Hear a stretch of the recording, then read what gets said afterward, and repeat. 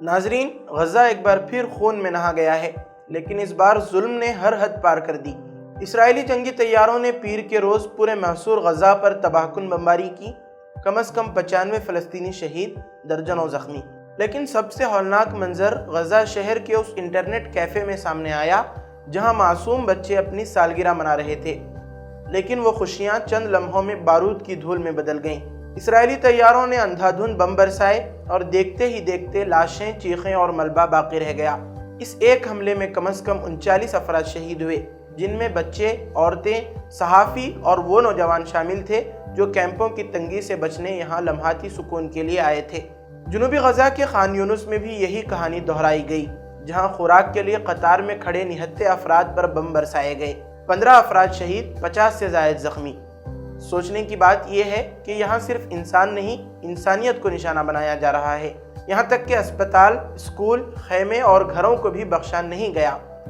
Al-Aqsa اسپتال کے احاطے میں جہاں ہزاروں بے گھر افراد نے پناہ لے رکھی تھی، وہاں بار بار حملے ہو رہے ہیں۔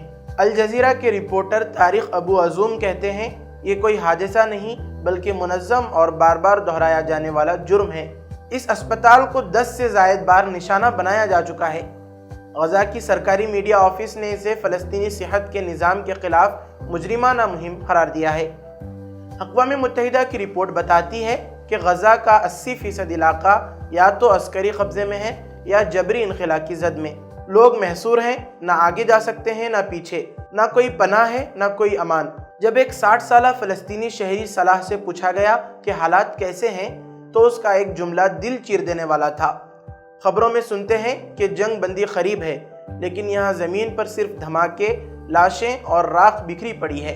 دوسری طرف قطر اور مصر ثالثی کی کوششوں میں ہیں۔ اسرائیلی وزیر امریکہ میں ملاقاتیں کر رہے ہیں، صدر ٹرمپ نئی جنگ بندی کی بات کر رہے ہیں، مگر حقیقت یہ ہے کہ سیز فائر صرف خبروں میں ہے، بمباری آج بھی جاری ہے۔ حماس رہنما اسامہ حمدان نے صاف کہہ دیا، ہم مستقل سیز فائر چاہتے ہیں، لیکن اسرائیل 4 ہفتوں سے خاموش ہے۔ اور ناظرین، اصل سوال یہی ہے، دنیا کب تک خاموش تماشائی بنی رہے گی؟ حسن مدینہ ٹورز اینڈ ٹریولز برسوں سے حجاج اکرام کی خدمت میں مصروف، بھروسہ آپ کا، خدمت ہماری۔